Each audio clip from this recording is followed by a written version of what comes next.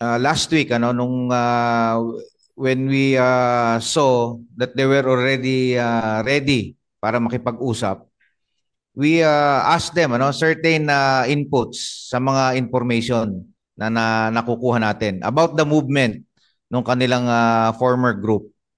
And sila po mismo ang nagsasabi, no, na yung grupo po nila after sila mahuli will transfer to another territory. Mm-mm. Lilipat ng ibang teritoryo. Tatawid ng ilog ng bungabong ang sabi nila. Mhm. Then sasaluhin sila ng isang territorial unit doon. And they actually identified, ano, kung saan po magtatagpo, kung saan magli-link up yung grupo nila. And true enough, napabangga tayo doon. Napabangga tayo doon 3 days ago. 3 days ago bumangga tayo. And I will show you a picture, ano. Yan. Ipakita ko sa inyo yung picture of the recovered items because magandang kwento ito eh. Napakagandang kwento from the tree. Ano yun? Ayan. Yan. Ah, okay. Ito po yung mga ano, no? Ito yung mga na-recover natin during the encounter. Kung nakikita mo yung kaldero na yan, sabi ni Aliyah, Sir, kaldero yan ng MRGU. Ano, yan po yung kaldero na minsan ako ang nagdadala. Yung mga Yun. baonan niyan, nakilala niya. Nakilala niya kung sino may-ari ng baonan na yan. Yung 3 baso na yan, alam niya kung sino ang nagdadala ng 3 baso. Yung baril at saka yung 2 baril, yung yan po yung AK, ano? AK-47 at saka Uzi. Kilala niya kung sino ang nagdadala. Lahat po yan, ano? Pati yung kapote, pati yung mga wire. Na-identify nila yung 9 na members ng MRGU. That is why Mm-mm. we identified sila, no, na MRGU kaagad because of the tree. In-identify Mm-mm. nila. Then pinakita namin sa kanila yung mapa kung Mm-mm. saan magwi-withdraw. Ano ang taktika pagka may sugatan? Because basically yung nakaiwan ng baril is antimano, sugatan yan, kaya naiwan yung Mm-mm. baril. So tinanong namin sa kanila, ano ang taktika pagka may sugatan? In-identify nila kung saan magwi-withdraw. So we conducted blocking positions doon po sa mga areas na yan. And the Mm-mm. following day, na-enkwentro po yung tropa natin. Mm. Na-enkwentro na naman yung tropa natin because of their contribution. Oh, napakalaki po. But isa lang po yung kwan nila, no? Isa lang po yung hiling nila sa akin. Mm-mm.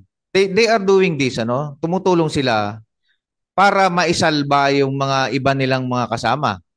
Because karamihan daw doon sa mga kasama nila ay low moral na.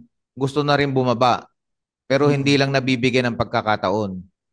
So they were telling me, Sir, sana matulungan mo rin yung mga kasama namin na bumaba dahil malungkot sila doon. Gusto na nilang mag-surrender pero hindi sila binibigyan ng pagkakataon. So that is why ang pangako ko naman sa kanila, we will do everything. No, gagawin natin lahat. In fact, after this encounter, pinuntahan namin yung barangay, nagpakalat kami ng leaflets at Mm-mm. nag-loudspeaker operations tayo.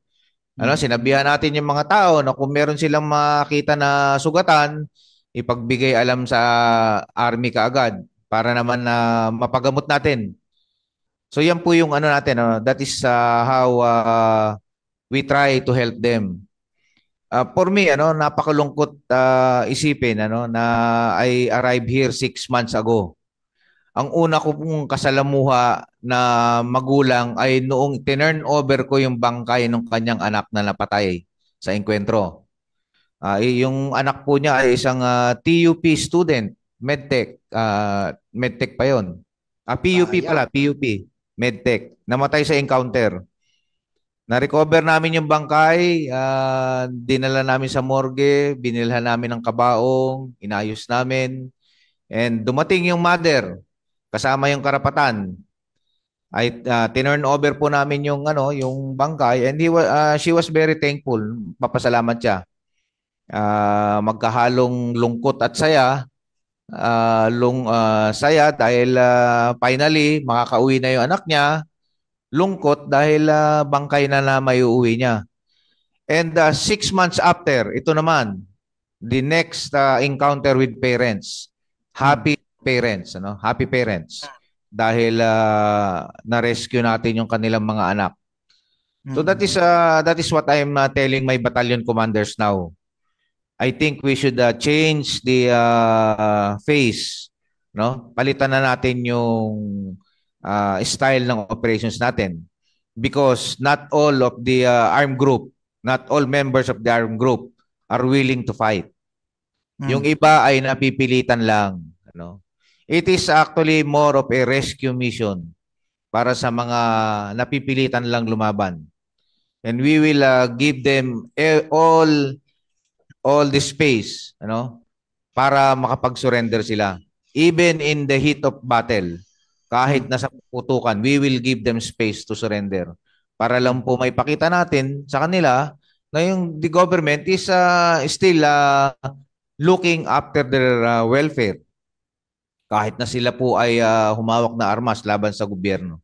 So that is my promise, ano? My promise to the three and to the parents na papalitan natin, ano? Papalitan ko ang estilo ng operations ng 203rd Brigade just to give everybody a chance to go down.